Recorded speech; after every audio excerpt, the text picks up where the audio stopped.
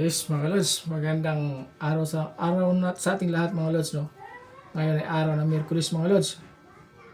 At narito na naman tayo mga lods upang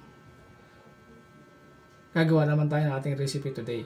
So samahan nyo ako mga lods, gagawa tayo ng ating ulam para sa araw na ito. So ito mga lods gagawin natin. Meron tayong gagawin, igigisa lang natin ito mga lods, no? Ayan, ito yung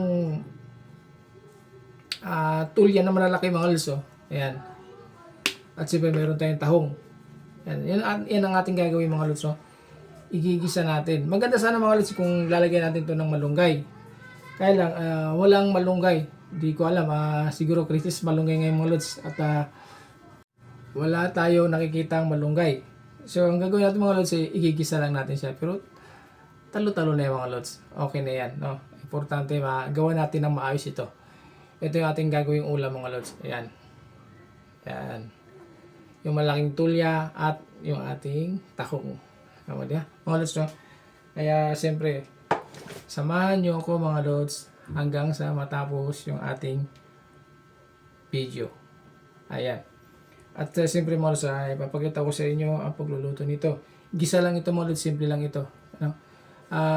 Kasi dalawang option natin dito mga lods eh. Pwede ko siyang lagyan ng Sprite lang, no? Kaya lang nagre-request yung aking partner mga lods na lagyan natin ng kunting sabaw para naman may sabaw-sabaw yung ating pagkain mga lods, diba? Kaya iba talaga mga lods, pagka nasasanay tayo sa may sabaw mga lods, pagka wala kasing sabaw, parang hindi mga lods, no?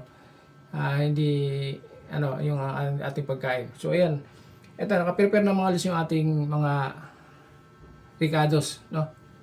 Slice natin. Ito mga lods, pakita ko sa inyo. Ayan. Ayan, yung ating luya, sibuyas,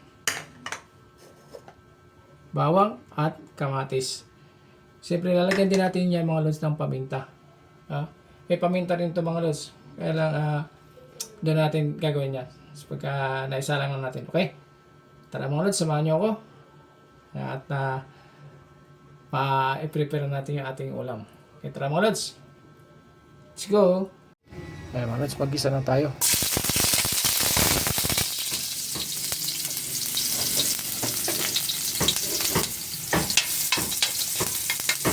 Ito natin mag-luya. Alright.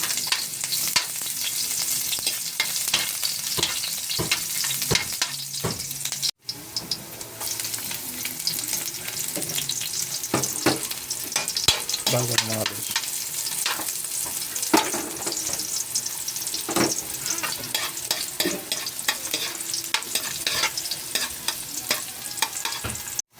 Sibuyas.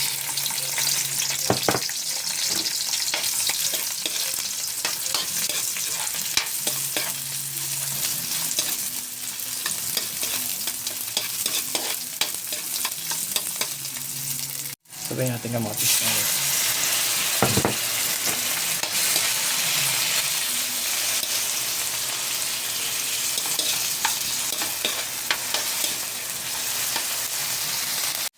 Naman natin at paminta. Ikot lang natin.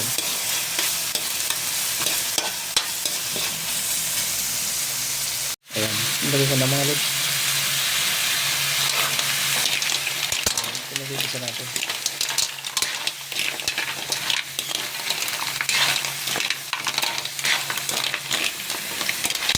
Mikos lang natin.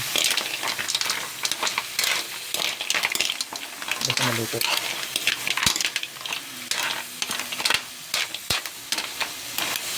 Ayan. Ito muna. Lagyan natin ng konting tubig ito mga lods. Para mayroon tayong sabaw-sabaw. Konti. Okay.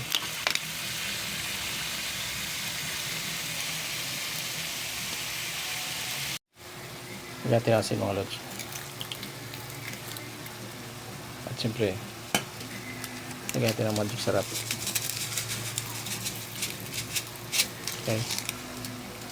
Lagyan na rin natin mga lods yung ating Kaya pinutol ko na, dalawang piraso lang mga lods. Tapos lagyan natin konti tubig.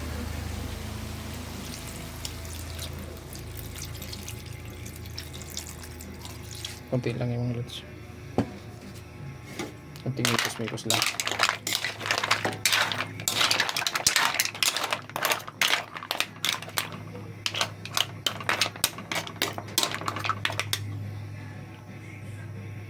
Palutuin muna natin.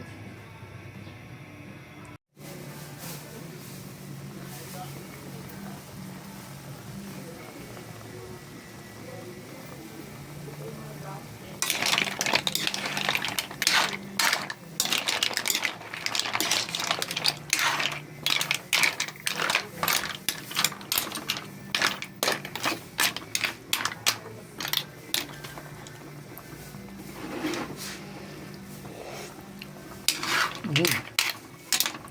Nah, yan yung mga lods. Ayan. Thank you very much. Thank you for watching mga lods. Bye-bye. Samantala.